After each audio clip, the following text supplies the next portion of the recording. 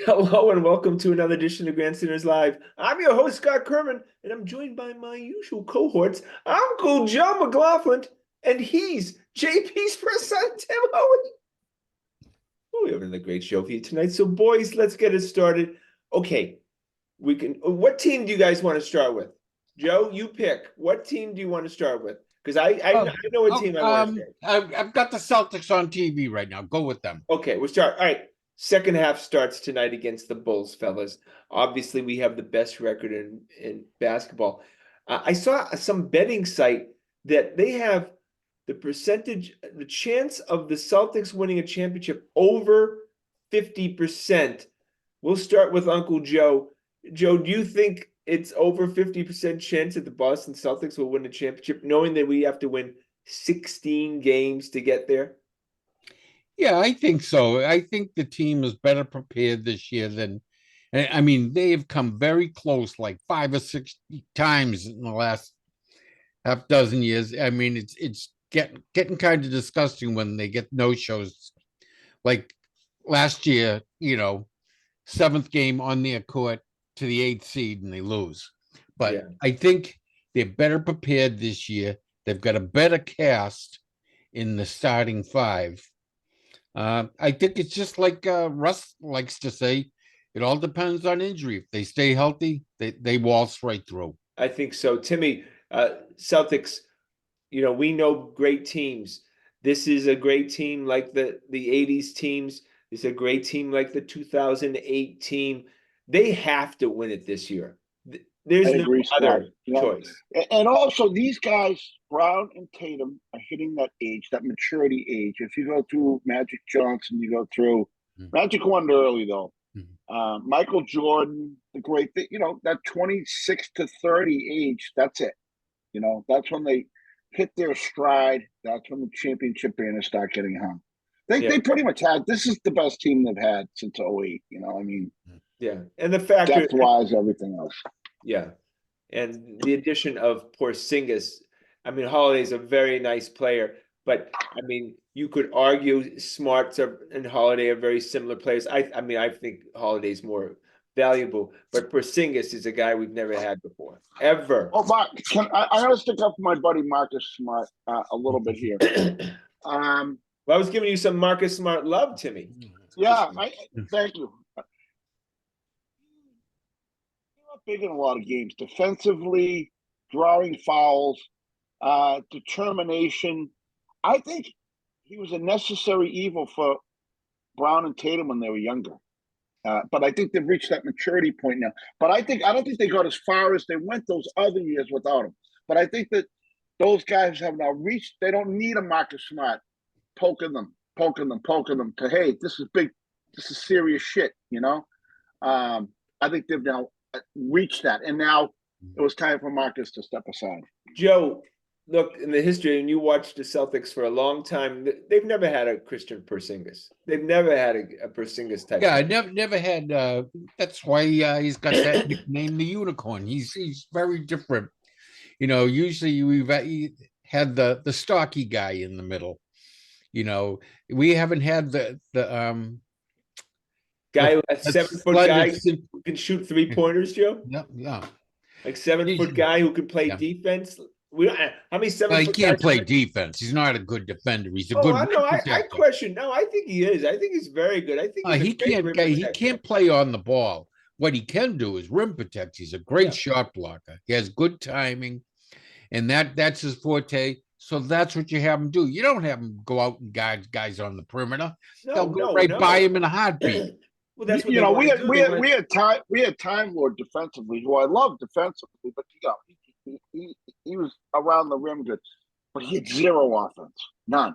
His game was so limited to me. I really think that he would have been better in a different time, maybe 10, 20 years ago. But the game's passed a guy like Rob Williams by.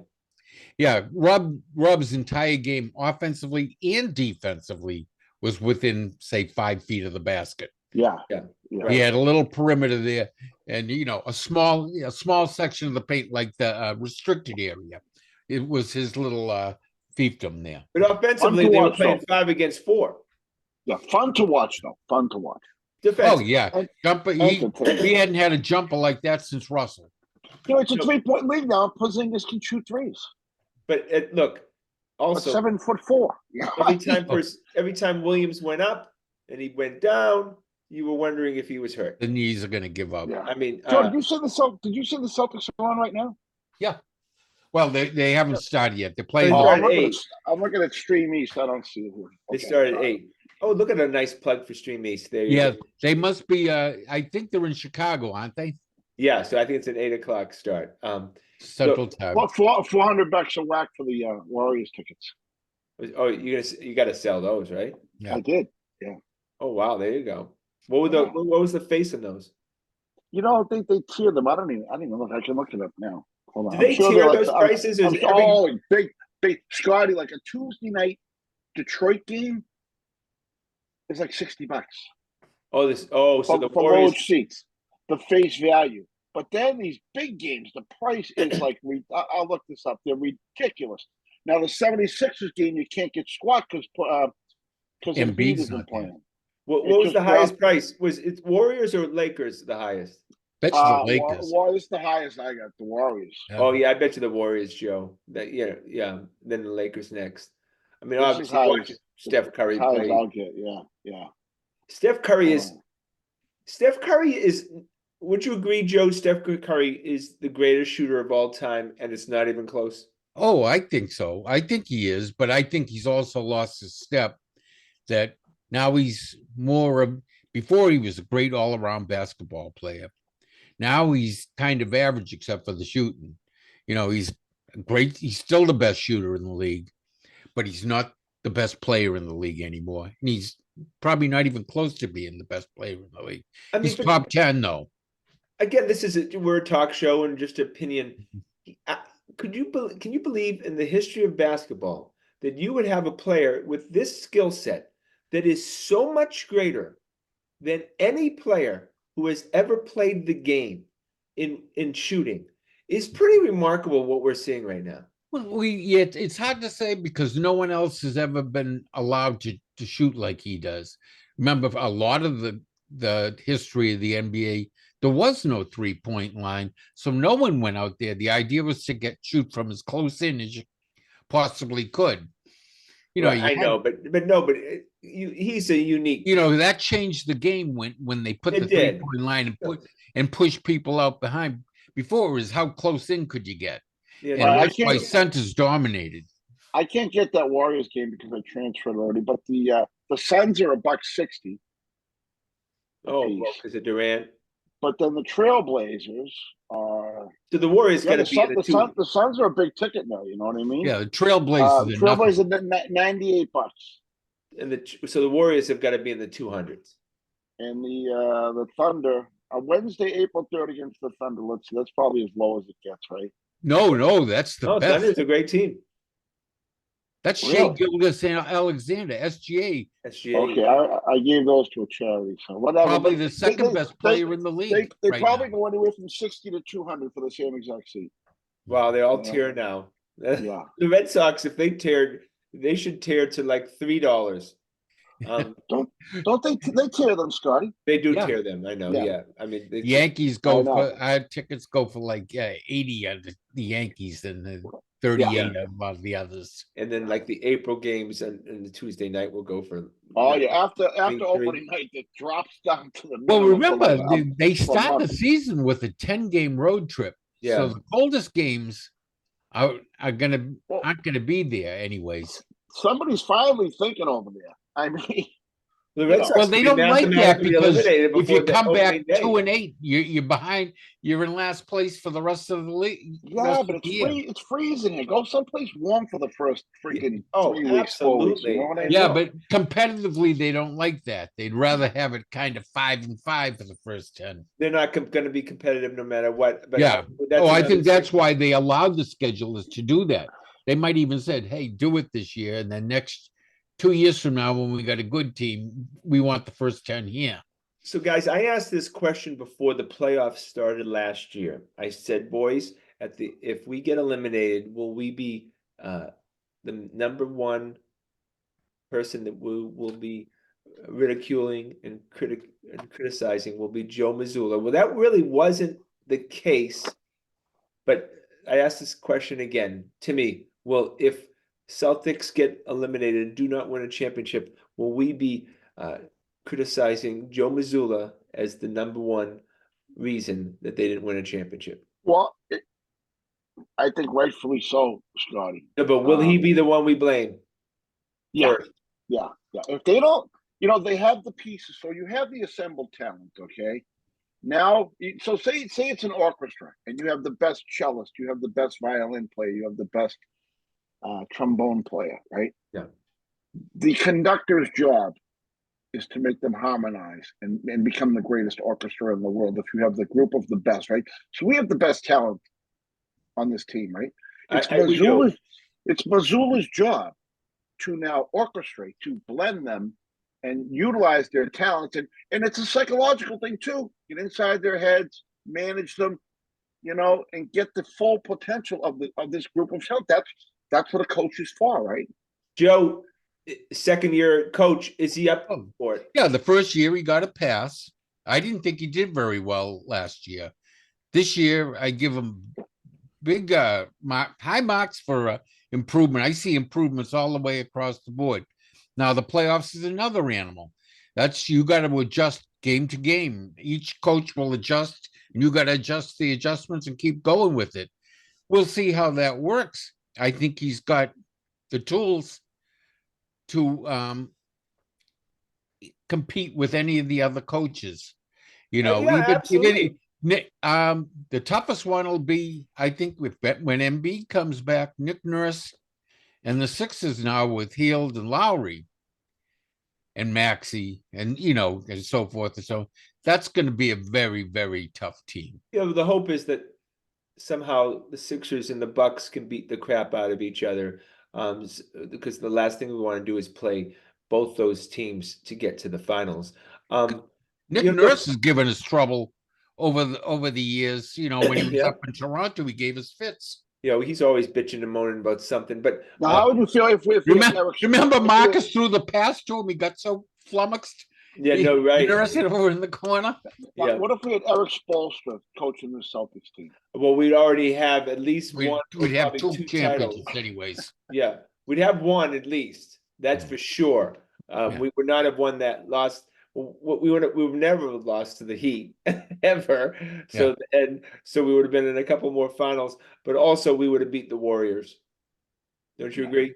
Oh yeah. We were up on them. Remember? Up 2-1 in the lead in the fourth quarter in game 4 at home. Yeah, and we couldn't look. Well, remember, Tatum just disappeared in that series. He just had enough. He's not going to disappear anymore, Joe. He's not. Oh no, he's a different. He's made big improvements that I see in Mazzulla. They go hand in hand. The two of them. Tatum's making Mazzulla better. Mazzulla's making Tatum better. Oh, we all have kids, and I see a difference between my 26-year-old from when he was 24. It's a big. You become a man. These guys are becoming men now. They're not kids. Again, I'm a fan of, but I'm not a huge fan of Jaylen Brown. And if the shit goes bad, I'm more than happy to farm him out for a crap. But Scotty, I will give Brown this. If Huff gets going, he gets going. He doesn't shy away from it at all, man. We've seen Tatum shy away from it many times, right? We saw Marcus shy away from it many times. But Brown never does. He does it, man. He puts his freaking head down. But he has 5 goals ahead. There are key games where he'll have a 5-minute stretch where you could not play any worse. And would you agree? He'll turnovers. He'll take stupid shots. Those things usually go hand in hand. What Tim is describing and your 5-minute, because when the rest of the team kind of quits, he's going 1-on-3. Yeah, he gets stripped for all the time. I know, but it's almost the same thing. It's when he is forced to just play ISO because no one else wants the ball. That's what happens. I will never accuse Jaylen Brown of shying away from the big moments. I agree, but would you agree that Tatum's game right now is more mature than Brown's? Oh, Tatum is a Oh, more yeah, talented guy. always was He's more complete. bigger. He's just he's a better shooter. He's got longer arms. But Tatum doesn't I mean, take many bad shots like he used to. He's still bad on the 3-point. He's Oh, below he average. makes those though, Joe. He Yeah, makes but those. remember, he's also below average for the NBA. I just hate when he just All when right, but Tatum can't be starts I isolating. got one for you. There's 3 guys on the Celtics of the top 10 guys Yeah. that are below average 3-point shooters. Name them. So you obviously you had Tatum. Yeah. I would imagine Al. Is it? No. He's among the leaders. He's top 2%. Drew. Nope. He's well above average. All right, Well, tell us. Porzingis, Brown, and Tatum, the three big guys, are Well, the they only take so guys many. below the league average. They take so many. They do well. A lot of times their shots are more likely to be contested too. Look, he's Then Al's all alone in the corner. A lot of times Holiday's over in the corner. They're getting uncontested ones. It's a lot easier to shoot without someone handing Porzingis you is it. 12 feet tall. I can't believe he shoots any 3-pointers, and it's always on a line. Oh, It's no arc. that's an ugly set shot. Line drive.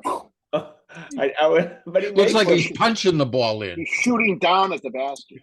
Look, a guy like Porzingis is going to shoot 3-pointers also because he's tired. I mean, it's very. I mean, to be that big of a guy and to expect to play 30+ minutes, you can't have him inside the whole time. Oh, he's not a stocky guy, and you got a lot of big guys banging him. Yeah. And so he tends to float out to the perimeter, when things start getting like that. Yeah, which is only natural. They've done that. Well, we all see when we're playing 1-on-1 and we're out of shape. You start off the first few points playing inside, then you start taking everything from outside. Yeah. I know, right? All right, boys, we got to go to the New England Patriots. I mean, the talk we knew was going to happen the moment they got the 3rd pick in the draft. The draft talk is it needs to stop. I've heard more draft scenarios and stuff. What are the chances? And we'll wait. What's one? Give me 1 or 2 crazy. one I heard today I heard 2 today that they would trade to to the 13th pick in the draft, and they would be given the 13th pick, then the first. I forget which team. Then I think it may have been the Raiders. Their first and second for the next 2 years after that. If you don't think one of those quarterbacks are the guy, I don't mind it. Scotty, we're starting from the very rock bottom here, and if you're trying to build a team, might not be the worst thing to do. Rome wasn't built in a day. No, you're getting four freaking quality players, 5 quality, starting lineup. But who knows? No, you got to draft correctly, and we haven't done. I know, but typically those guys are successful.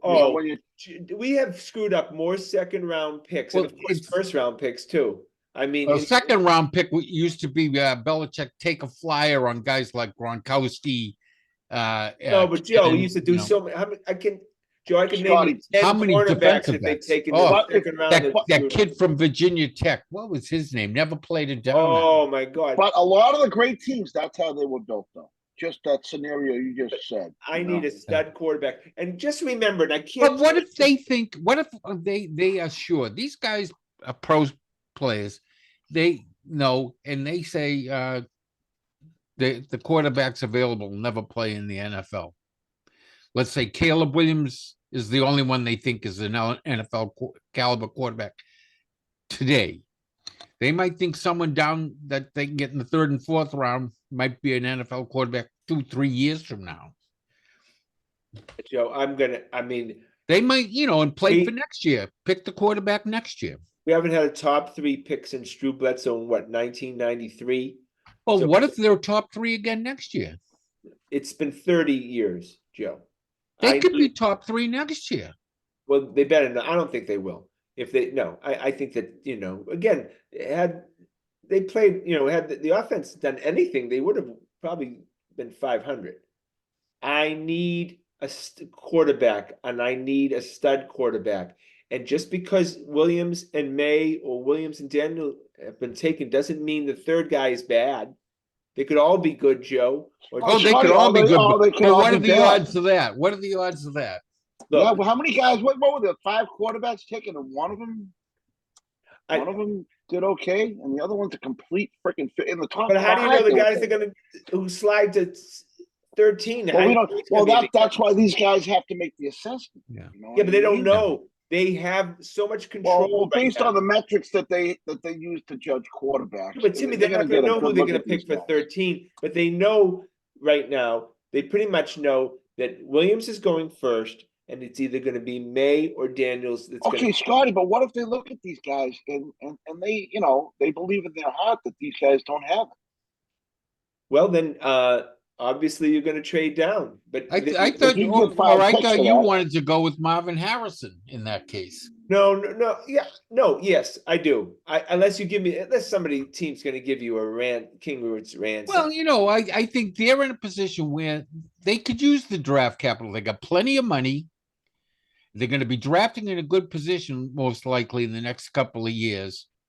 All the draft capital they would be very helpful. if I can get 5 guys out of the top 30 guys over the next 2 years available, Next I gotta 3, take it. Yeah, yeah, this year, 2 years. And that breaks up the money you had to pay. You know how these guys those rookie contracts are. You don't want to have 5 first-round picks because then you're going to get a year where you have to make the determination on, picking up the option on all 5. And Well, I'm just going to tell you, that kills your team. it's a lot Scotty, more. hey, if one of these guys is really good and they determine he's really good, I hope they get him. But we're going to Yeah. be so miserable if they trade down and the guy they could have Scotty, got. Oh yeah, I of would course be, we will but be. I would be content now if they got a serviceable veteran. Okay, as opposed to say picking Daniels and he's a star. No, if Daniels is the right guy, if they determine that he has what if his game and coach translates to the pros, we've seen so many guys just freaking flop. You know what I mean? Yeah, I don't think they're as far away as you think. That defense was a championship caliber defense. Had But Judon things and are changing Gonzalez. there already, right? Guy and Phillips are gone. Maybe Uche. A lot of things. Duggar might be gone. A lot of things might be. They got to go changing. all. They got to go all offense in this draft. Well, Guy and Phil. First of all, Phillips played 12% of the snaps. Yeah, I mean, but Guy was 50%, which is pretty normal for an. But he was pretty. I mean, Guy's defensive. been in the league a long time, Joe. Yeah. I mean, obviously the tape didn't treat him well. Mm. And there was rumors that they were going to get rid of him last year. Mm. So I'm not surprised by the Guy thing. And the fact is, maybe they re-sign Guy. You never know. They may not be market for him. Oh, I've been thinking they were going to do that anyways. As soon as I heard that, but Uche shouldn't cost much. Duggar might cost you more than you think. Yeah. So do we feel more confident going into this with Belichick gone right now? I'm feeling a lot better about this. Yes, I don't trust. Look, again, when we talk about Bill Belichick, nobody hired him. He was not hired. We can talk all we want about things. Nobody thought enough to give him the keys to the car. And these last 3 years put a huge dent in his reputation.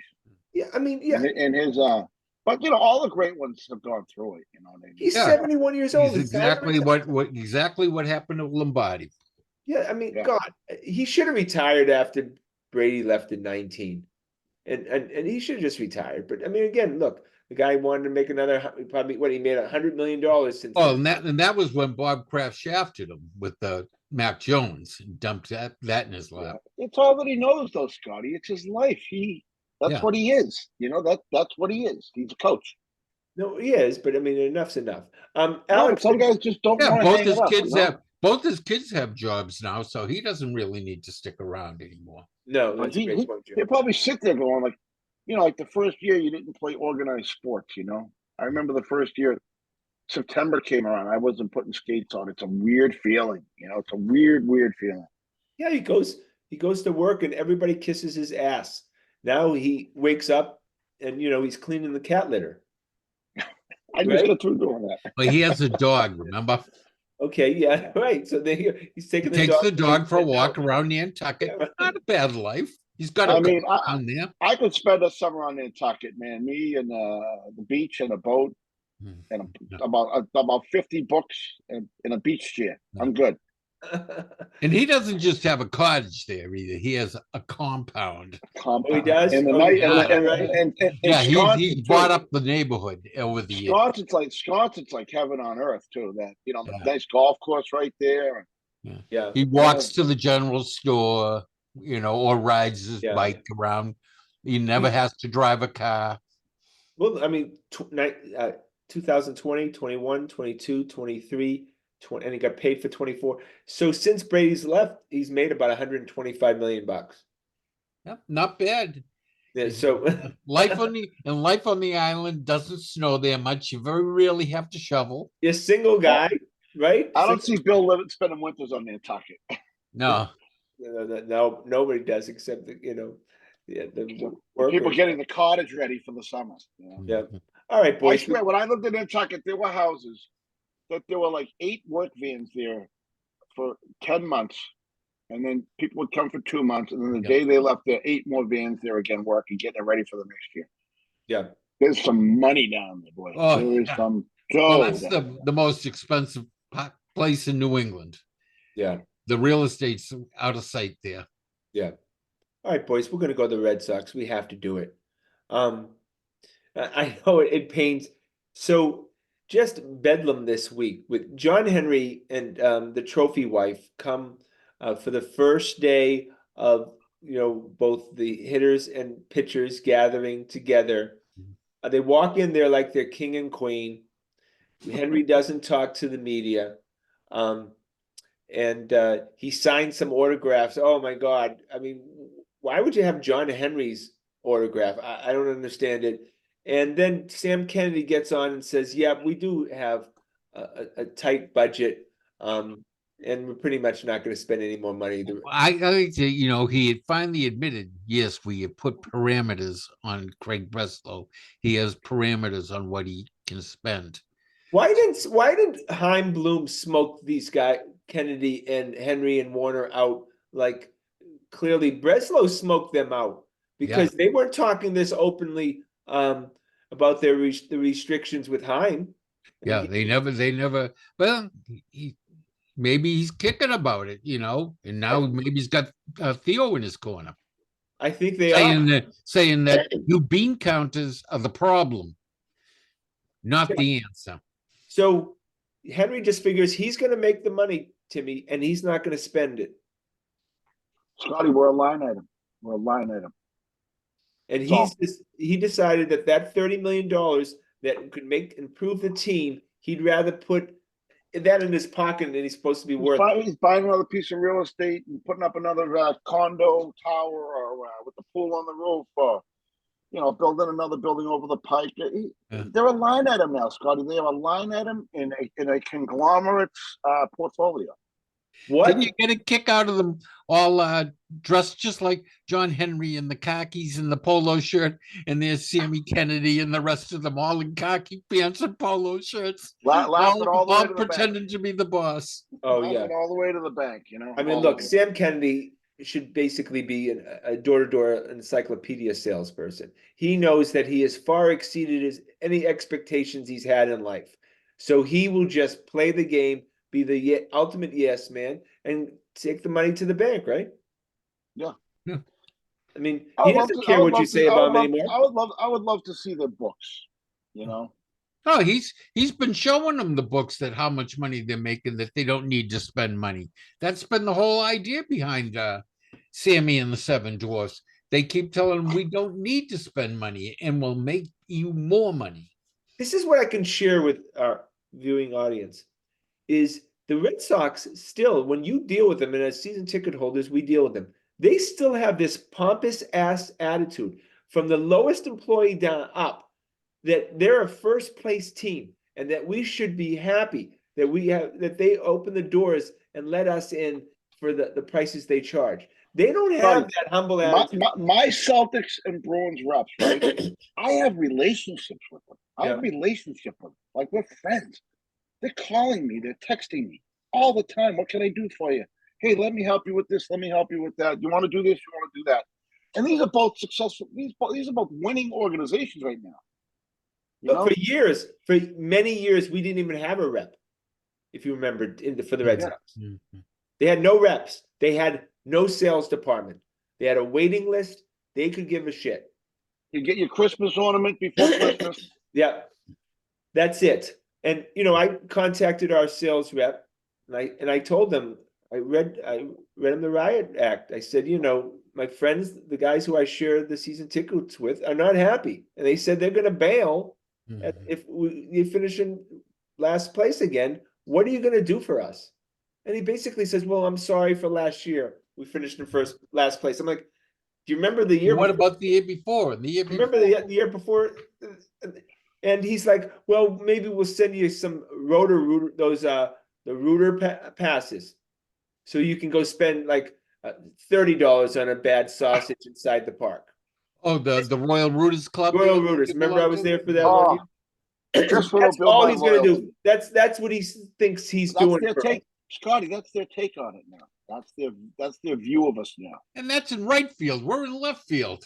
No, but That's a long way over there. look, I did that for the first year. That place was overpriced. It was a joke. Terrible You got a service. Terrible Cuban sandwich for about $18. Oh my! It was just a ridiculous place.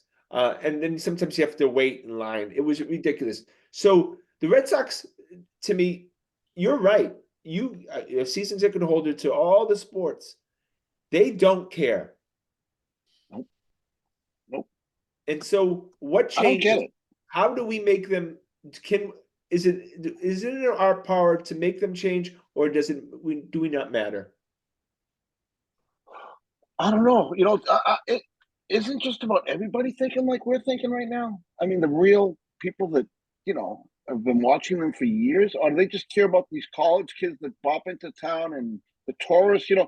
When we're at the games, most of the time we're surrounded by out of towners who buy their tickets from ticket agents who just want to go to a Fenway, right? Section 30 is always like a visitor section. Yeah. I've been there when I was the only one with the Red Sox hat on.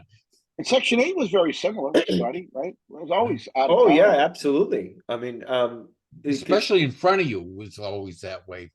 I mean, it's got to a point where the out of towners there'll be more out of towners chanting the team's name than Red Sox fans. Yeah. We've become It's that. like the Orioles. But you know what I have Yep. to imagine? The ticket agents buy a lot of tickets. Higgs tickets, Ace ticket, right? If they can't make money reselling them, they're going to bail. Yes, they won't. Yeah, they won't buy season tickets anymore.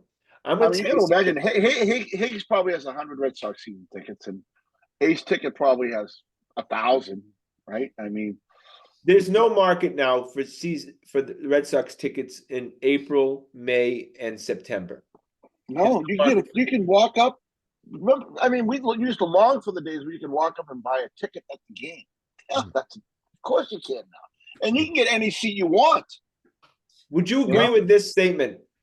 We will be sitting next to, if it's a non-season ticket holder, every game we go to, we will sit next to the person who, if it's a non-season ticket holder, that will be paying less than we pay.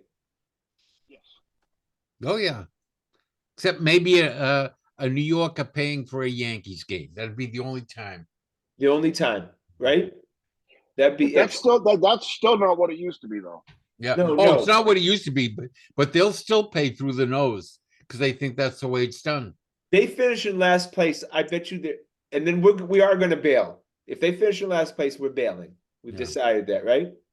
Yeah, yeah. And if they continue to operate the way they've been operating, yeah, we're going to bail. If they finish in last place and continue the same attitude, I think they'll lose half their season ticket base. Would you agree? Yeah. I mean, will they get the message then? It takes a while. Remember with the Bruins, what did the Bruins get down to? Like 3,000 or 4,000 season ticket holders? They did, right? But it took 30 years of getting into the playoffs every year and losing in the first round. I'll tell you, I gave up my Celtics for a couple of years. I wish I didn't because I was about 30 rows ahead of where I am now. But they got so bad, they got the message. Yeah. Oh, but the Celtics used to be great because I remember I They've started my always season been tickets. good to anyone. They're really nice. They have people just coming into the stands and Oh my shaking God. hands and giving you stuff. Oh, when I started the season tickets during the Vin Baker years, I don't even remember Yeah. those years. Yep. They That was great, used man. to, it was embarrassing. Oh, yes. At least once a week, I would get something in mail from signed picture, jersey. And then you're right, Joe. Like every few weeks, some guy would come up with a bag and hand me a bag of stuff and see what I needed. I mean, the Celtics are the best in that. The Red Sox, we could drop Bruins are very in our good too. seat. Bruins are good. Red Sox would drop dead in our seat and they would just drag us out and throw us in Empty our Lansdowne. wallet before they took our Yeah. body out. Sell the seat to someone else for a discount for the last 3 innings. Get our There was credit no card cash in his wallet when I found it. charges for future playoff tickets already. A removal fee. That's what got me. What a nerve! They Yeah. My make wife the will get, wild card and they Yeah. charge you all the way through the World Series. my wife will get a Yeah. dead body removal bill. Yep. Well, that's why you probably going to get a hit with the. Oh my God, Timmy, you gotta gather your pennies because you're going to get hit with Bruins and Celtics playoff Well, strips, Scotty, right? the beauty of that is you can make a buck on every one. Yeah, Okay, yeah, right. Because Right? both of them But will be money but makers. I end up going. well, this is my strategy It's hard always. not to go to a playoff game. It's hard not to go to a playoff. As a person who's bought a lot of games, and to me, tell me if you agree with me. You go to the game 1 of every series, you sell game 2. And never go to game 7 unless it's the championship. Never Never. ever. You Never. got no. If they lose, oh be there. no, If they win, you go to the first game of the next series, right? yeah. And also you get big bucks for it. I have been to too many losing game 7s. I can't. The last game 7, the Bruins. I played golf with my buddy the day before. One of my great friends, Franny That was Greenwood. last year. Last year. And he says, you going? I go, I can't take it. I can't take it. If they lose, it sucks. He goes, oh, what are you crazy? I'll take him. So he's one of my best friends. So I just gave him to him at face value, being a good friend. I left a few $100 on the table. And he was the most miserable prick in the world for the next month. Oh my God, that was. He's like, it was the worst thing I've ever been to in my life. And he's a diehard Bruins fan. You don't want to be there for a game 7 loss. It's so painful. Because we thought the game was over. Because they pulled the goalie. You thought we're all set. They can't fucking clear the puck, and then what was it? 54 seconds left. Oh. And then they lose in overtime. Then you're like, okay, fine, they'll win in overtime, whatever. We were still confident, right? Every time we got a lead, they get a goal like 50 seconds later. That was a. Oh, it's painful. It's painful. That's the one that was worst for me was that Philadelphia won in 2010, the year before they won the Stanley Cup. They came back and they swept the Flyers in 11. But the year before, remember, they were up 3-0, and they were up 3-0 in the 4th game. And then they got swept right out. Remember, Philly won 4 straight, came back from down 3-0 and 3-0 in the game and just wiped them I out. don't remember that at all. For me, the worst one, I think it was the Panthers. And they went to overtime in game 7. And I think we hit the post like 3 times in overtime. The puck was in the other end 90% of the time. You mean last year? Yeah. This is 7 or 8 years ago. Okay. And they came down and a guy took it. This is why I hate Tuukka Rask. And wasn't it the Hurricanes? There was the Hurricanes. Yeah, I was at that game. Yeah. I was at that And one. a guy took a snapshot like from the top of the circle and just beat Rask. And the place, it was like a morgue. It was like filing out of, because we had just had the puck down there right for the previous 5 minutes, peppering their goal, hit the post, just missing goals. It was going our way. Tuukka fell asleep. And then boom, in a blink, it was over. I was there at that game, and I've never felt such despair. Yeah, Scotty. Yeah, I It agree. was people would not leave. I mean, they were crying. It looked like there was going to be a mass suicide. It was so shocking. It was just, it's over. In a blink of an eye, it was over. You know. Yeah, that's what But happened. last year was a magical year, and it must have been twice as bad being there at that seventh game.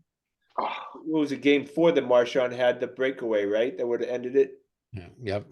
in regulation. And look, out of all the chokes in Boston sports, is the Bruins losing at the very least top 5?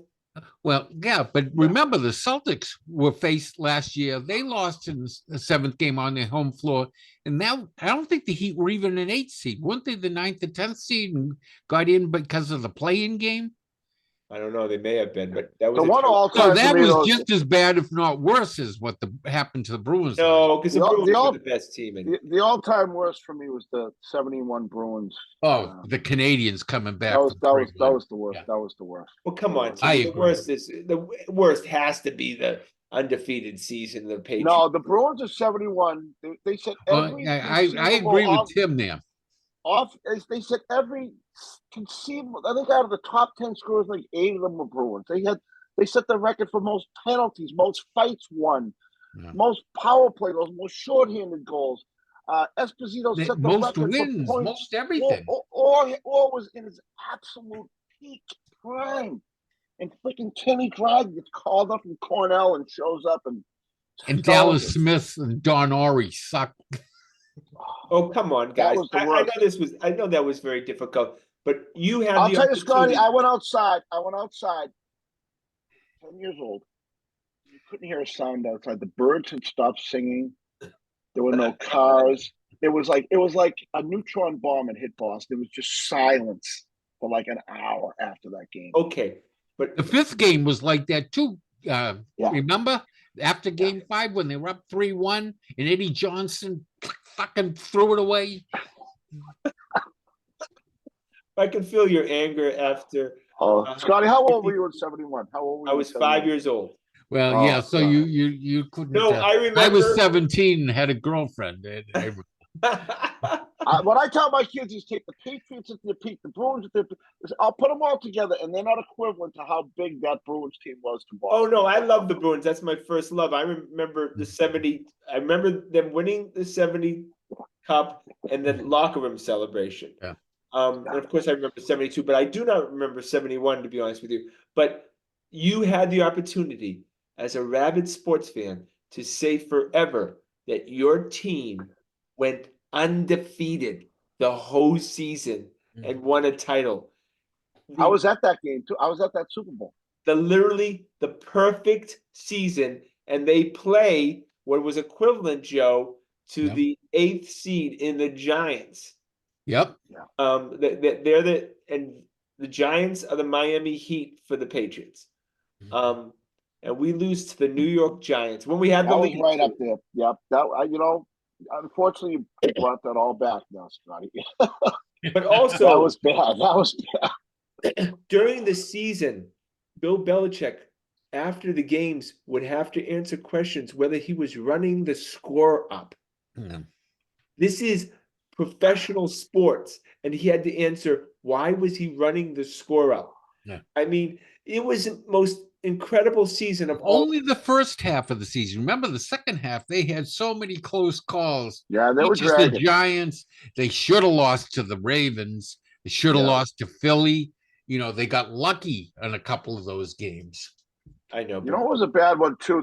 That first round loss to the Ravens that time. I think the first play from scrimmage at Marshawn Ray Rice 80 yards for Ray Rice ran it 80 yards. 5 minutes into the game and they're down. It was over. It was over 5 minutes. And I was in a luxury box tonight. All these customers there, and everyone was all fired up, and the game was over in 5 minutes. Well, Max and I were at I'm sure, Timmy, you were there. The Jets one was terrible too.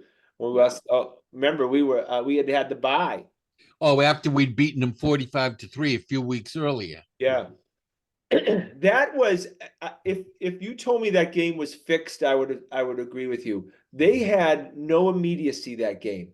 They were down the whole game, and they were going into the huddle. They would Brady would hike the ball with 3 seconds left. There was something suspicious about that whole game. And Brady was throwing weird interceptions and that. Yeah, I tell you something. That was weird. I wonder if did you guys watch the first two parts of the I Dynasty? haven't watched any of it Parts yet. of it. I'm getting sick of it. I mean, produced by Bob Kraft, written by Bob Kraft, and narrated by Bob Kraft. No, it's I mean, not, Joe. Come on. Yes. Oh well, what's the name of the production company? Kraft's Dynasty LLC, not Patriots Dynasty What do you mean LLC. you watched part of it? Did you watch it or not? You didn't Yeah. watch it. You watched it. Okay. Yeah. What did you think of it? I thought it was a bit of a propaganda thing. What are you talking about? He was what? I mean, It's Bob Kraft knew about this. Remember, they had the trailers back in the middle of the season. He had about what, Joe? They're still in the 2001. What are you talking about? no, but Kraft knew this whole thing was coming out. Joe, they only played. I'm just talking about the 2 episodes that they played. Yeah. I mean, it was just about 2000. Well, no, they've had 3 and 4 out. No, they haven't, Joe. It's going to be tomorrow. Come on, Joe. Oh, I thought it was tonight. Well, maybe Joe's having a senior moment. Yeah, I thought it was tonight. Joe. I'm sorry. You haven't even watched it yet. You just watched the trailers because the first two. The first 2 episodes are going over the 2001 season. Talking about Bledsoe being injured. Do you like it, Scotty? Do you like it? Yeah, I like. Absolutely. You know what I like is Ernie Adams. You get a lot of Ernie Adams. Well, Didn't you like that? Yeah, I was very surprised that he was on camera so much in these two. It's funny because they and I just found out they did B-roll recently when it was snowing, having him drive to the stadium as if he was doing that in 2001 for the Snow Bowl From Center game. Street. Yeah, so that was funny that he's, obviously they're paying him big bucks to do stuff with the production. It was just nice, fun to see about the Snow Bowl game and it's great memories seeing Willie McGinnis. So the Snow Bowl game, I was at my wealthy friend's birthday party. His wife had hired an orchestra. She had like Steve Sweeney there was a comedian, and they had like a ballroom in their house with waiters bringing you food and everything. And his wife looks around, and there's not a single man in the room, right? And he had a gymnasium in his basement with like a 10-inch by 10-inch television. And there's like 40 guys around the TV. And she came in and screamed at us to get back upstairs. That's great. That's still the greatest kick of all time. Oh my Don't God. you think? In the snow like that, that distance through the snow, that's like a 70-yard kick, with up in a dome somewhere. And Vinatieri said, which it was good. It was good to see Vinatieri, and he looked huge. My God, he's been lifting weights. He said that it was very difficult because they weren't able to clear the space, any snow off, because they had to kick it quickly. So he was stepping into a couple inches of snow when he kicked that thing, and that thing was like a Porzingis 3-pointer. That was just line drive. Yeah, looked like a KP set shot. Oh my God. Yeah, they haven't. So episode 3 obviously is going to go to the Super Bowl, which is going to be fun. I mean, that's still my favorite Super Bowl. Is that your favorite? I was there for that one too.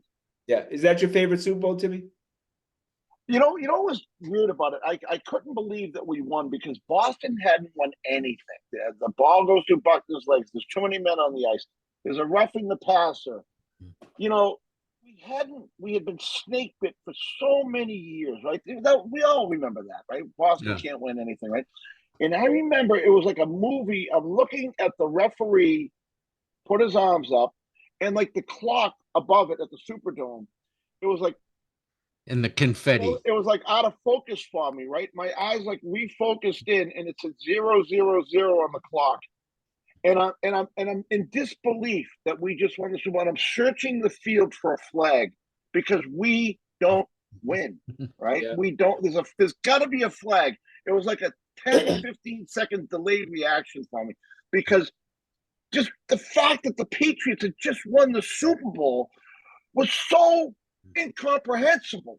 Yeah. You know, it was It's been 15 years since the 1986 Celtics that we had won. yeah. We were just so something goes wrong. We don't win. Something goes wrong. I found it interesting, Joe, that they ran off the last 3 seconds of that. If you remember, he kicked it, and then they just had the freaking clock. They're just I mean, you know, because it's time for the confetti and the celebrating Yeah, snow angels and all that. now they would have to have kicked off. They would have had Yeah. to kick off. Oh yeah, I couldn't now it believe- would have been a big deal. Yeah, I couldn't believe the clock said 0-0-0.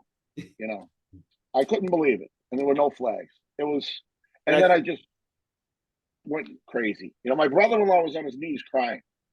Oh, Well, now, Scotty, you know, things can happen. Like, remember last year's AFC Championship game with Allen and Mahomes? yeah. What, they scored like 4 touchdowns in the last 2 minutes? I know. No, I know. That's what I'm Unbelievable. saying. That kickoff could have been a problem.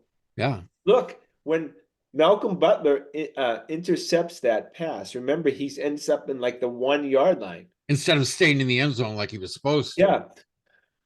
The Patriots would have had problems, possibly. It could have had getting that ball out. But if you remember, they went off sides. Yeah, Yes. what's his name's brother? Yeah, went off sides and then gave him some space to then knee down. But that was a big moment too, you know, because they had to figure out how to not get a safety. That's one of the great. That's got to be top 5 all-time greatest moments in Boston sports history. Oh, That Butler's interception. Yeah. Yeah. Oh, yeah. That one play to me, not live. Obviously, we've talked about the Ortiz home run in the ALCS, but as far as watching something, I think that's the most exciting play in my lifetime. Because we were moving.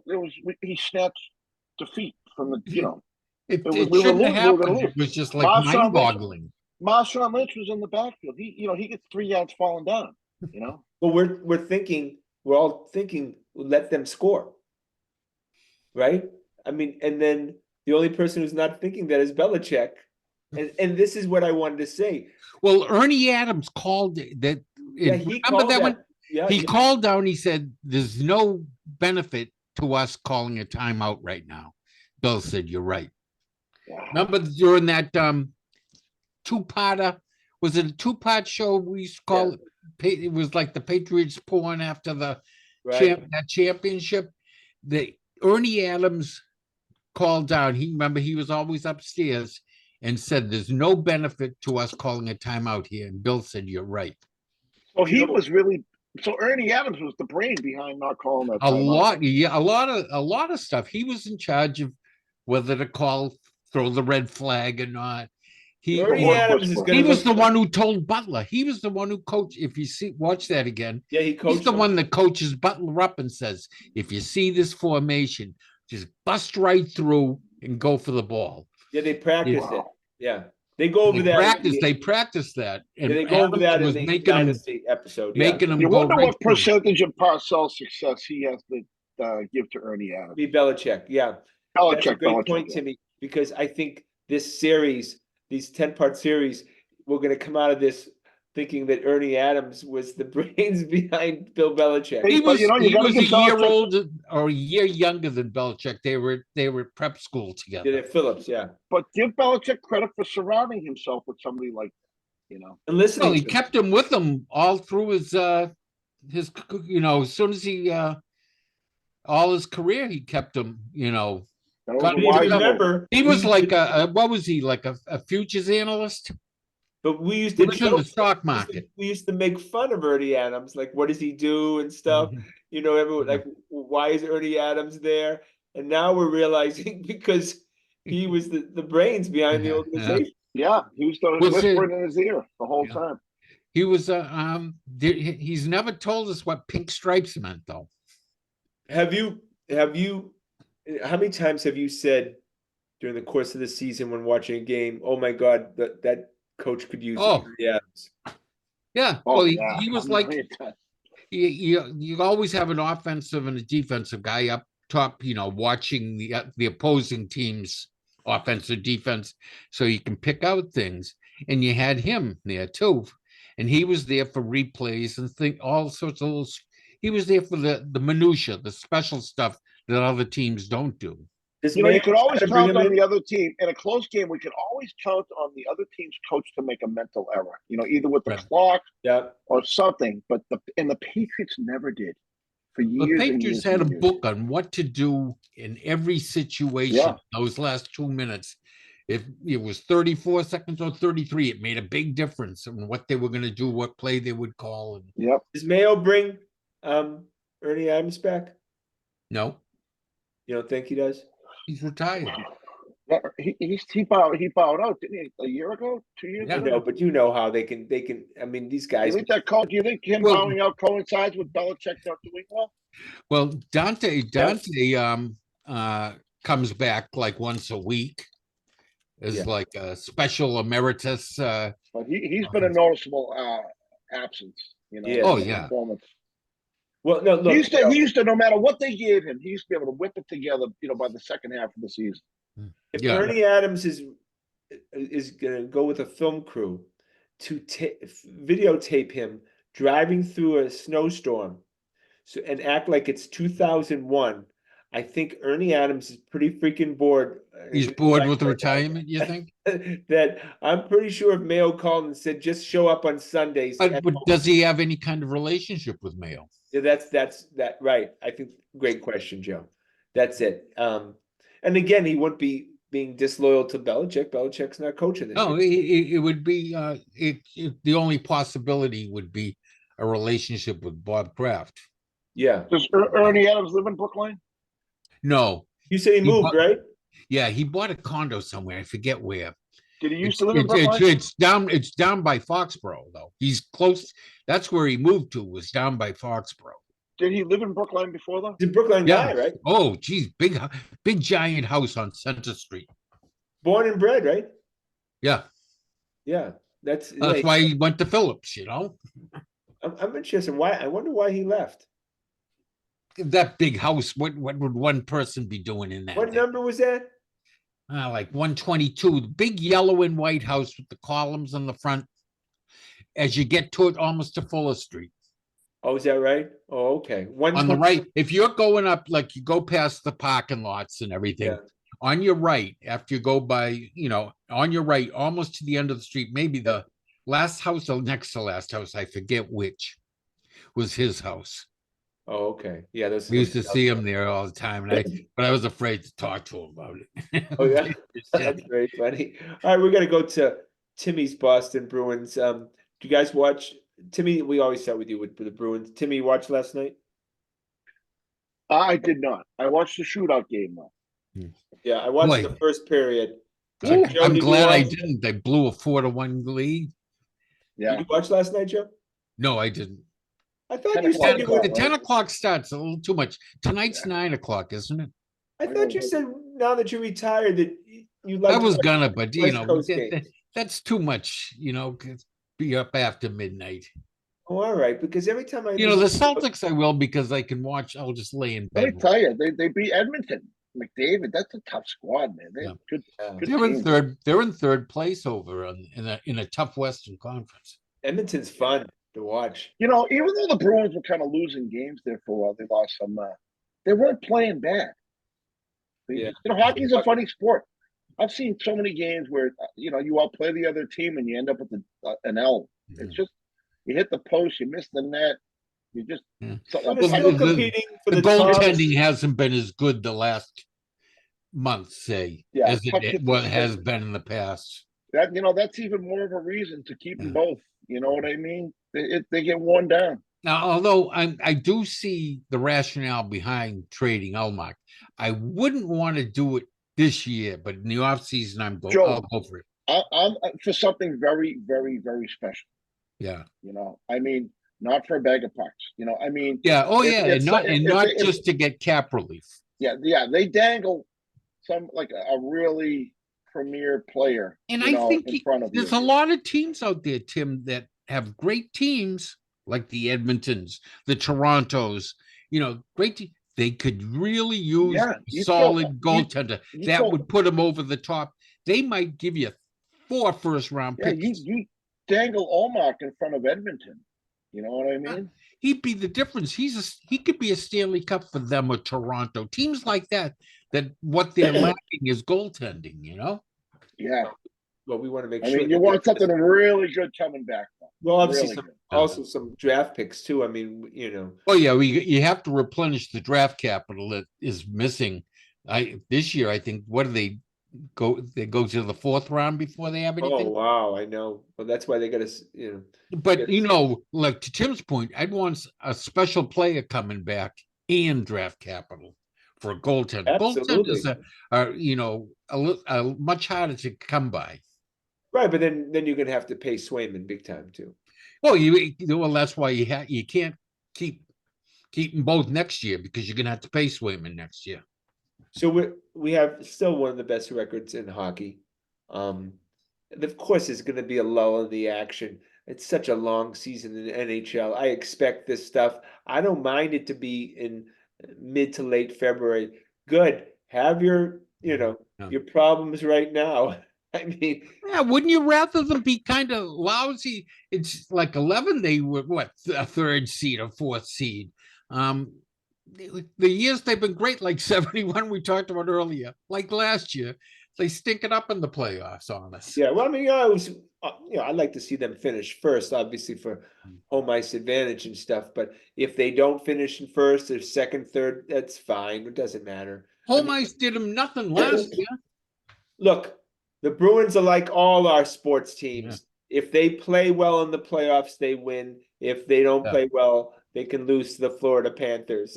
I mean, that's just The Panthers went to the Stanley Cup final last year, so they weren't the Bruins top are liver. certainly capable of going toe to toe with any team in the league right now. Yeah. What was the worst loss? Losing the 7th game last year or losing the 7th game to the Blues? Oh, Or the Stanley Cup final. Stanley Cup final is always the worst. They should have won Well, that. I was there. We lost to Chicago. We were up, and then a blink of an eye, we lost. Oh, that And fit. being That was a there good watching- team, though. Watching Chicago carry the puck around the cup around the garden, that was painful. But they were We a were good winning. team. We were winning, and in 2 minutes we were losing. I know, but they were a In good game team. And that was 5, game we were 6. up by a couple goals. But you know We what? were going to be up 3 games to 1. It was going to be all over.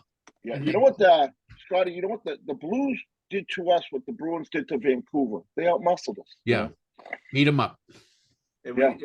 we never retaliated. Yeah, we didn't have enough. We didn't have enough beef. We just didn't. We didn't have the guys to do it. Mhm. You know, You blame Bergeron at all for that series? he was he playing on one lung or something Yeah. like that? Or, Was he? I would never blame Bergeron for anything. Didn't he have a ruptured lung? Oh, is it? Ruptured Was it spleen or that series he did? One of those. I don't know if it was that series or not, but Bergeron gave it his all. Well, you know what he I was playing said? hurt. Have you seen? You know what Foligno is doing now? He's Connor Bedard's personal bodyguard. Yeah, he's been that way the whole season. Yeah, yeah. Yeah. He skates. Bedard never goes out in the ice without Foligno to back him up. Good work if you can get it. And Foligno complains he's too damn fast. He gets away from me. Foligno might not be in the league if it wasn't for You know, his. my buddy Eddie Sullivan was Patrick Ewing's bodyguard at Cambridge Trenton Lab. Eddie couldn't even, Eddie played defensive end for Iowa, right? Big redheaded kid. He came out of the womb at about 5 pounds, I think, you know. And he couldn't even walk and bounce a basketball. He was on the football team. Anytime someone started hacking Ewing, Eddie off the pitch, Eddie would go out there and just, Eddie was like 6'4", like 315, you know. Cambridge But Richard was Ladd good played talk was Methuen. for Russell. Ewing was like a pencil when he was in high school. Richard Ladd played Methuen. If you probably don't know this, in the finals, in the high school finals. And, was it still then? Yep, and for the finals, and the Methuen had recruited a black kid, Gary McLean from New York, just to play that year. Do you remember Gary McLean? Then went on to play Villanova.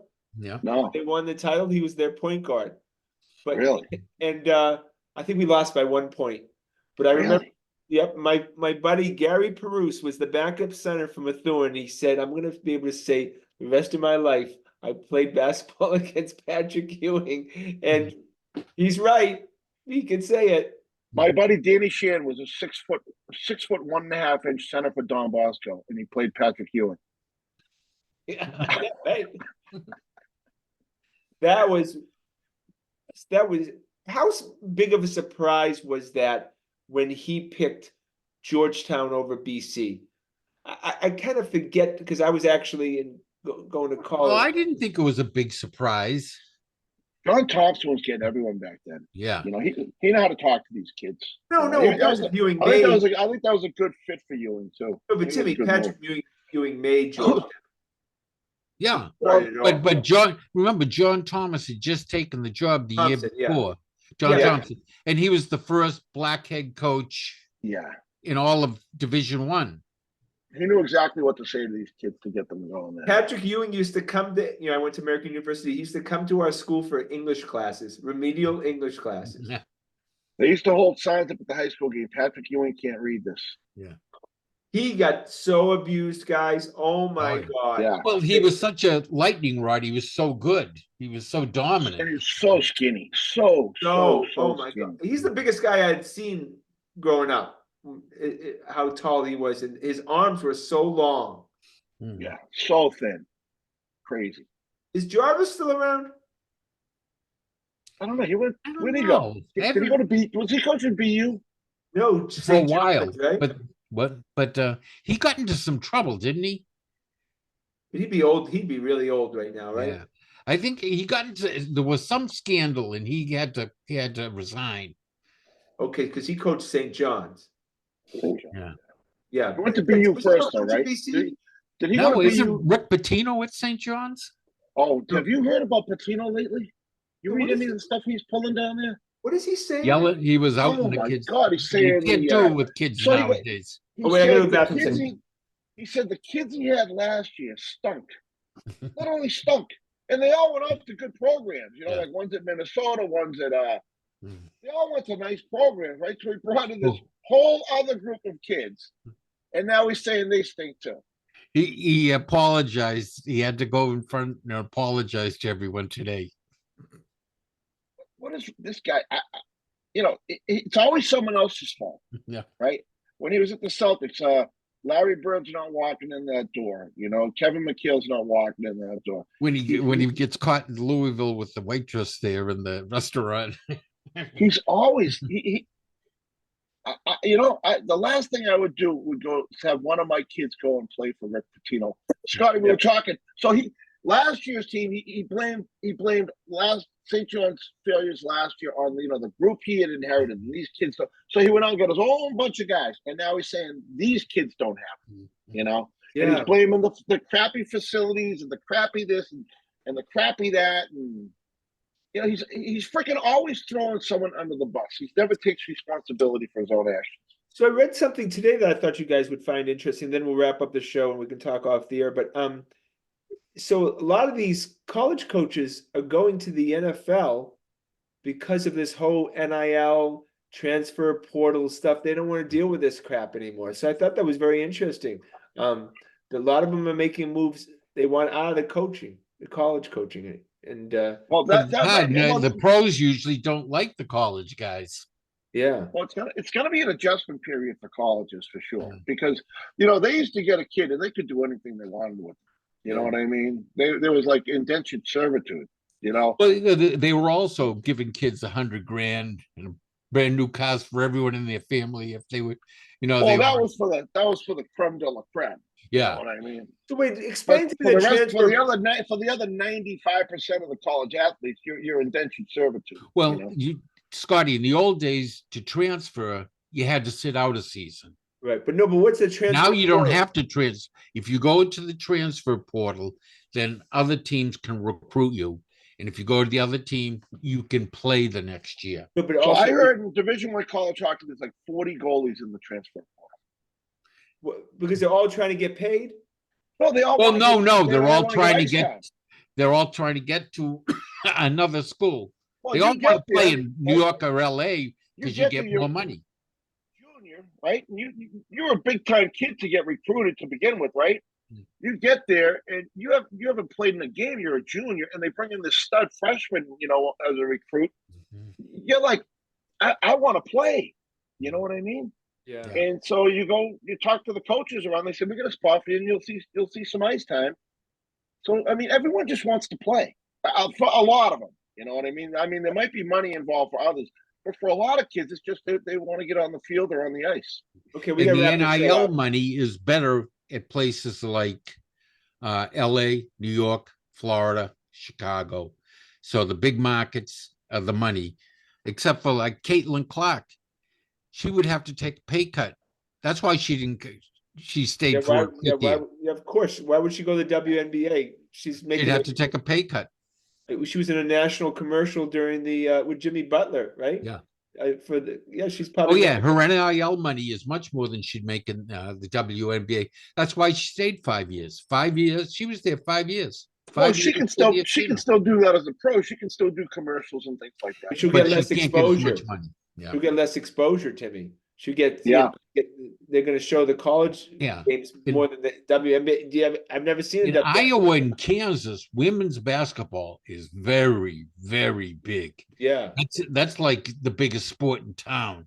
yeah, In the Midwest, there is women's basketball is huge in right. high school, junior high, high school, and college. Must be a very boring place. Yeah. All right. It is.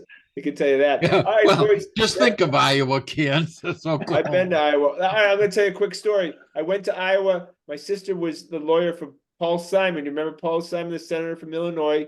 Yeah. He was running for president in '88.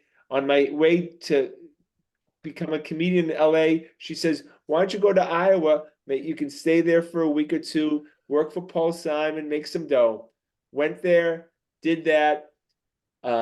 One day I woke up, I had all my stuff in my Suzuki Sidekick. I woke up, went to the car, it was broken into, all my clothes were taken. Everything I owned in my whole life was gone.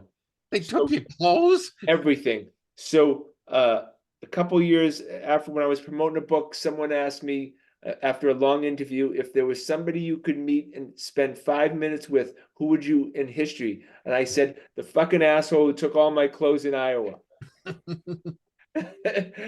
So that's how I ended up the show for tonight.